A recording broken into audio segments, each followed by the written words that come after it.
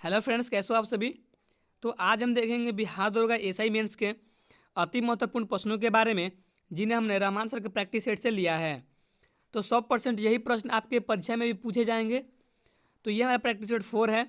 अगर आपने इसका 3, 2 और 1 नहीं देखा है तो अभी जाके आप देख सकते हैं। उसका लिंक हमारे इस वीडियो के डिस्क्रिप्शन में दिया हुआ है, आप यहाँ से भी जाके चेक कर सकते हैं। तो अगर आप दरोगा बनना चाहते हैं तो इन प्रश्नों को एक बार जरूर देखें।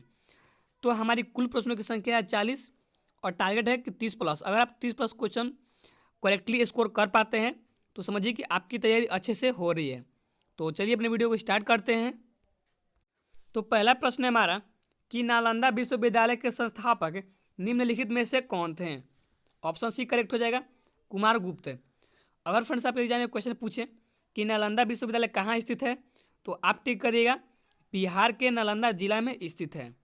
अगला प्रश्न देखते हैं, गुप्त वंश के संस्थापक निम्नलिखित में से कौन थे। ऑप्शन भी करेक्ट हो जाएगा, श्री गुप्त। अगर फ्रेंड्स आप एग्जाम में क्वेश्चन पूछे कि गुप्त वंश की स्थापना कब हुई थी तो आप टिक करिएगा 240 ईस्वी में हुई थी। अगला प्रश्न देखते हैं, निम्नलिखित में से किस दिल्ली सल्तनत कालीन शासक का नाम अली गुरशासक था। ऑप्शन ए करेक्ट हो जाएगा, अलाउद्दीन खलजी का। अगला प्रश्न देखते हैं, शिवाजी के अष्टप्रधान का सदस्य जो विदेशी मामलों की देखरेख करता था वह था। ऑप्शन सी करेक्ट हो जाएगा, सुमंत। अगला प्रश्न देखते हैं, निम्नलिखित में से किस वायसराय को भारत में नागरिक सेवा का जनक माना जाता था।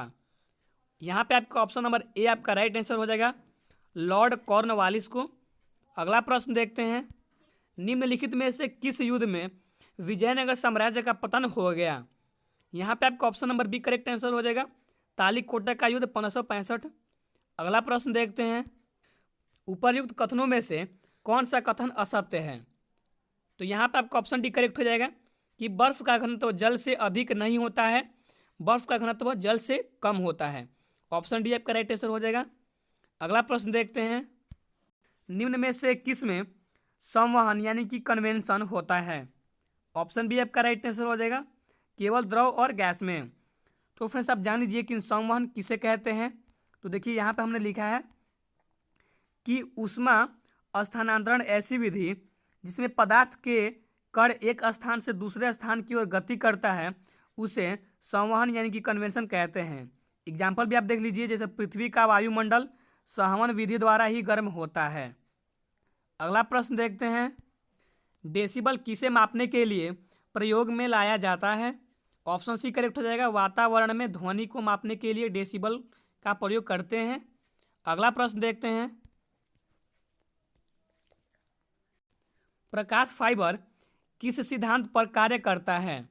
ऑप्शन भी करेक्ट हो जाएगा, पूर्ण आंतरिक परावर्तन के कार्य पर।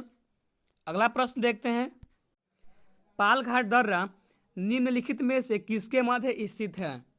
ऑप्शन भी करेक्ट हो जाएगा, नीलगिरी और अन्नामलाई पहाड़ी के बीच में स्थित है।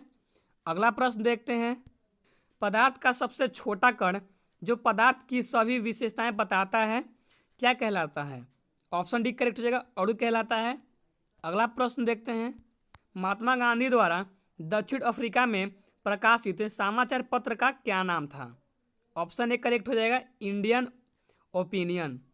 अगला प्रश्न देखते हैं, 1 नवंबर 2019 की स्थिति के अनुसार भारत के कितने राज्यों में द्विदशात्मक वाली विधायिका हैं। ऑप्शन ए करेक्ट हो जाएगा, 6। अगला प्रश्न देखते हैं, भारत निम्नलिखित में से किस समूह या संगठन का सदस्य नहीं है। ऑप्शन ए करेक्ट हो जाएगा, G7 यानी कि ग्रुप ऑफ 7। अगला प्रश्न देखते हैं, निम्नलिखित में से कौन सा एक मौलिक अधिकार नहीं है। तो चलिए इसके ऑप्शन को देखते हैं। ऑप्शन सी करेक्ट हो जाएगा, काम पाने का अधिकार, यह आपका एक मौलिक अधिकार नहीं है। अगला प्रश्न देखते हैं, शरीर में कार्बोहाइड्रेट का मुख्य कार्य क्या है। तो देखिए पहला है आपका कि विटामिन सी का निर्माण करना, ये इसका सही है। दूसरा है ऑक्सीजन द्वारा शरीर की ऊर्जा की आवश्यकता को पूरा करना, ये भी सही है। और तीसरा है कि न्यूक्लिक अम्लों का निर्माण करना, यानी कि सभी आपके कार्बोहाइड्रेट के ही कार्य हैं, यानी कि ऑप्शन डी करेक्ट हो जाएगा, उपयुक्त सभी। अगला प्रश्न देखते हैं, किस हार्मोन की कमी से मनुष्य में बौनापन होता है। ऑप्शन ए करेक्ट हो जाएगा, एसटीएच हार्मोन के वजह से जो मनुष्य होता है वो उसमें बौनापन होता है, यानी कि वो ज़्यादा बढ़ नहीं पाता है, उसकी हाइट शॉर्ट ही रह जाती है। अगला प्रश्न देखते हैं, ठीक बोलिए। निम्नलिखित में से किसके द्वारा शरीर के अंदर रक्त को जमने से रोकता है? ऑप्शन भी करेक्ट हो जाएगा, हिपैरिन, जो कि आपके शरीर के अंदर जो रक्त होता है उसको जमने से कौन रोकता है? तो आप टिक करेगा हिपैरिन। अगला प्रश्न देखते हैं, धन विधेयक के संदर्भ में निम्नलिखित में से किसका निर्णय अंतिम होता है? तो ऑप्शन ए करेक्ट हो जाएगा, लोकसभा के। अगला प्रश्न देखते हैं, केंद्र द्वारा राज्यों को सहायता अनुदान दिए जाने का प्रावधान किस अनुच्छेद में वर्णित है? ऑप्शन सी करेक्ट हो जाएगा, अनुच्छेद 275 में वर्णित है। अगला प्रश्न देखते हैं, भारत का राष्ट्र पक्षी है? ऑप्शन भी करेक्ट हो जाएगा, पावो क्रिस्टेटस। अगला प्रश्न देखते हैं, निम्नलिखित में से कौन सा कथन सत्य है? तो आइए सबसे पहले एक एक करके सारे प्रश्नों को पहले पढ़ते हैं। तो पहला कथन है हमारा कि प्राक्कलन समिति में सदस्यों की संख्या 30 होती है, ये आपका सत्य है। दूसरा कथन है कि लोक लेखा समिति में सदस्यों की संख्या 22 होती है, ये भी आपका सत्य है। और तीसरा है कि ग्रंथालय समिति में सदस्यों की संख्या 9 होती है, ये भी आपका सही है। यानी कि आपका तीनों सही है, यहाँ से आपका ऑप्शन नंबर सी करेक्ट हो जाएगा, तीनों सही हैं। अगला प्रश्न देखते हैं, हुमायूंनामा किसकी रचना थी? ऑप्शन डी करेक्ट हो जाएगा, गुलबदन बेगम की रचना थी। अगला प्रश्न देखते हैं, चालीसा मंडल को निम्नलिखित में से कौन सा सुल्तान ने भंग किया था? ऑप्शन सी करेक्ट हो जाएगा, बलबन ने। अगला प्रश्न देखते हैं, ध्वनि का तारतम्य किस पर निर्भर होता है?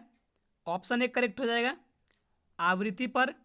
अगला प्रश्न देखते हैं, बिहार में सुलभ जल योजना की शुरुआत किस जिले से किया गया था? ऑप्शन बी करेक्ट हो जाएगा, दरभंगा जिले से।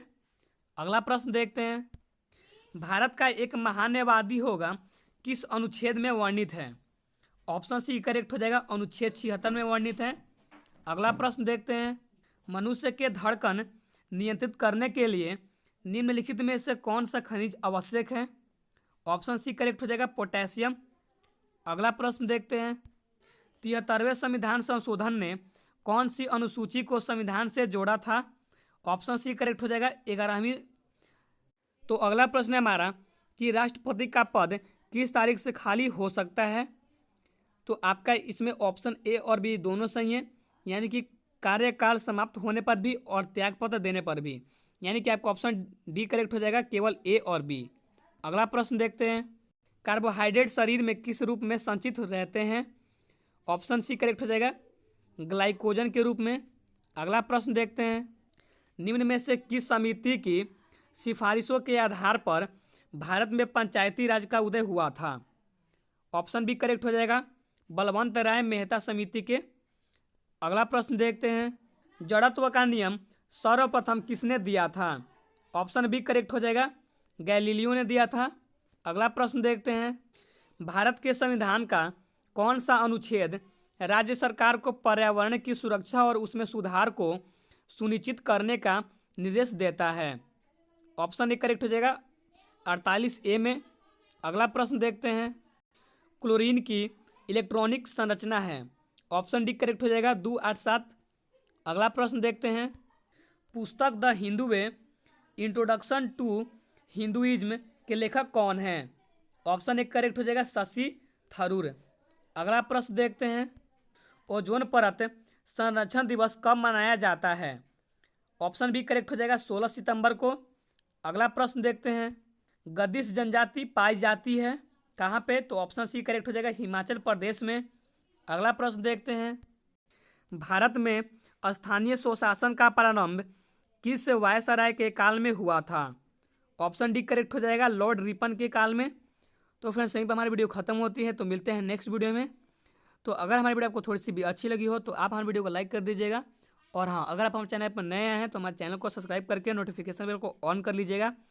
और हाँ, एक बात और कि कमेंट सेक्शन में आप जरूर बताइएगा कि आप 40 क्वेश्चन में से कितने क्वेश्चन को अटेम्प्ट कर पाएँ। Thank you.